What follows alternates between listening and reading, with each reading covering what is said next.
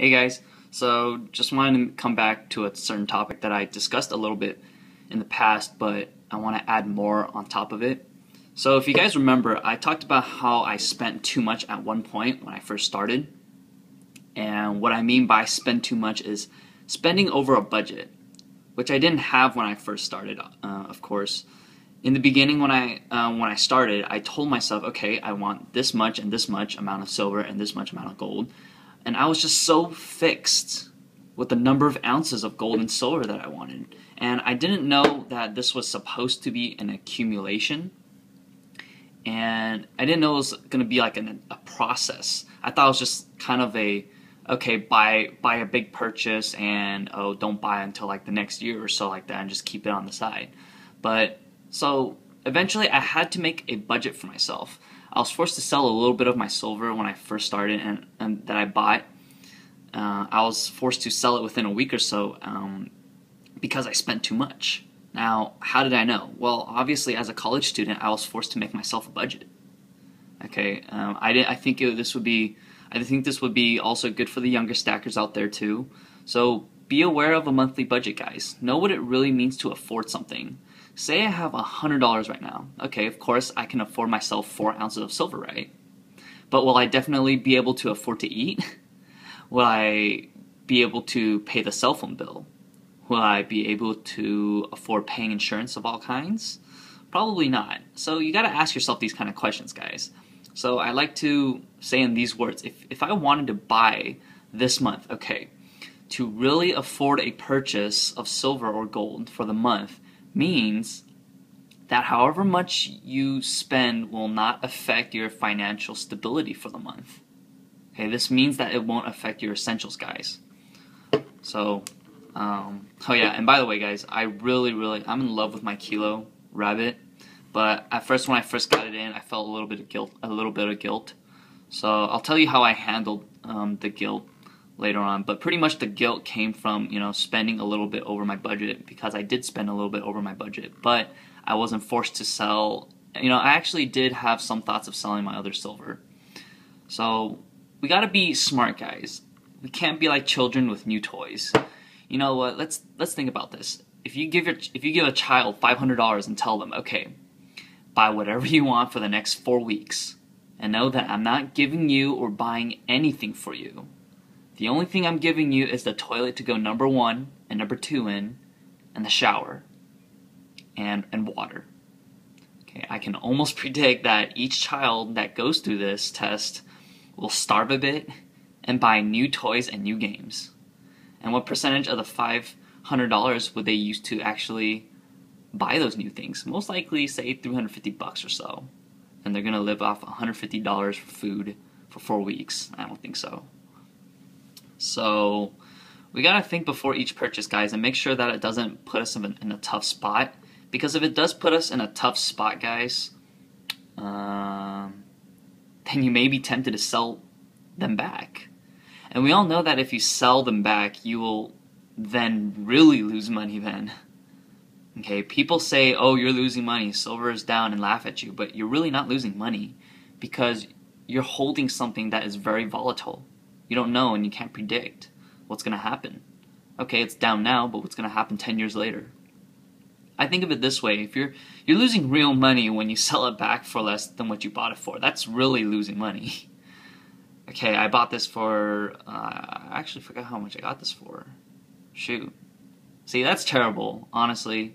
But I paid $1.69 over spot. I do remember that. So I do remember that I got a really good deal for this. But definitely, if I were to sell this back, I'm gonna get below spot for this thing, and that's terrible. That's really losing money and value. I mean, this thing's from the Perth Mint, and someone giving me under spot for this thing? Yeah, right.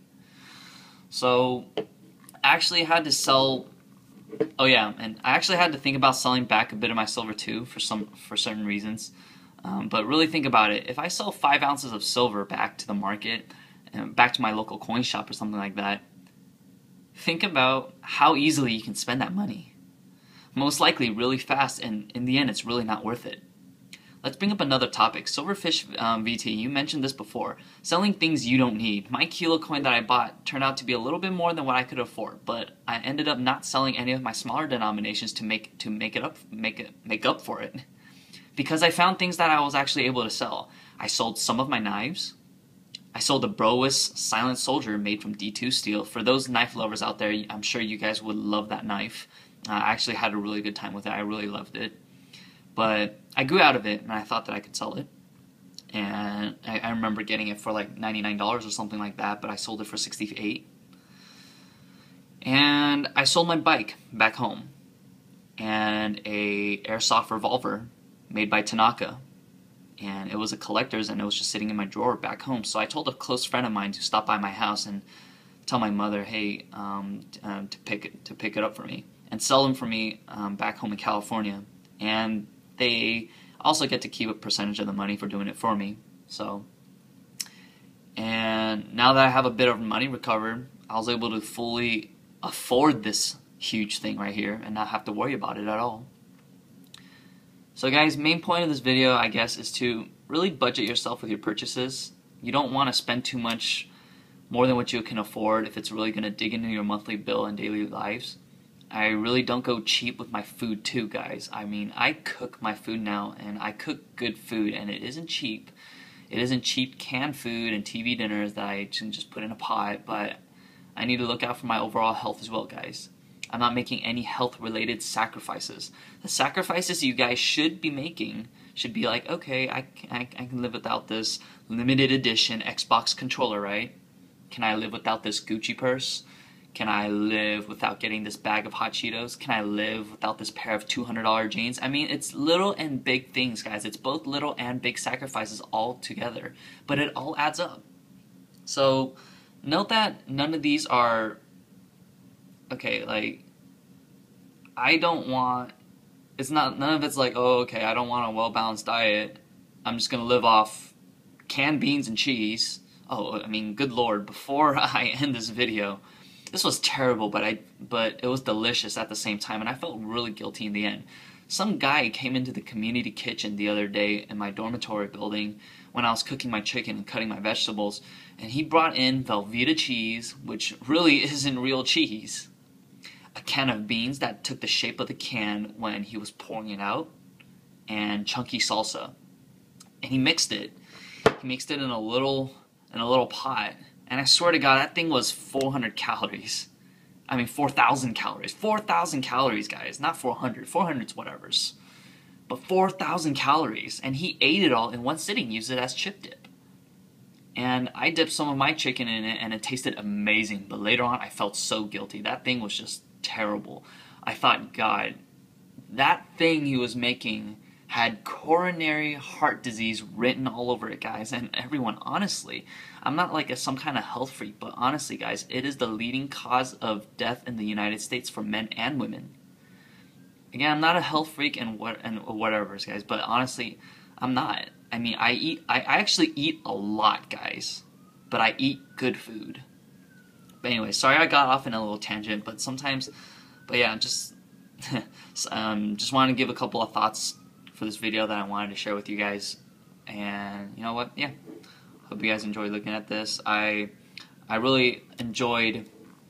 I mean, this thing really is heavy, guys. You can't underestimate the fun factor, and that's what Silverfish VT calls it, the fun factor of these things. These things are awesome. I mean, just look at the thickness of this thing. It's as thick as my finger with a glove on. I don't know. Yeah. But this thing is huge, guys. So definitely right now at the dip. I mean, there's been a current dip. There's been another dip where it's like, what, $20 now or something like that recently, a couple days ago. Someone mentioned it to me, and I told them, you know what, I already bought my kilo. Shoot, I don't think I'm going to be making any purchases until next August, really. Because, you know what, if I want to really be buying on a dip, then, oh well, I guess I have to miss out on this dip. Because I bought this one right here. So right now I just have to kind of discipline myself and tell myself don't make any purchases until August. Alright? But yeah. So yeah, guys, that's it for this video. I'll talk to you guys later.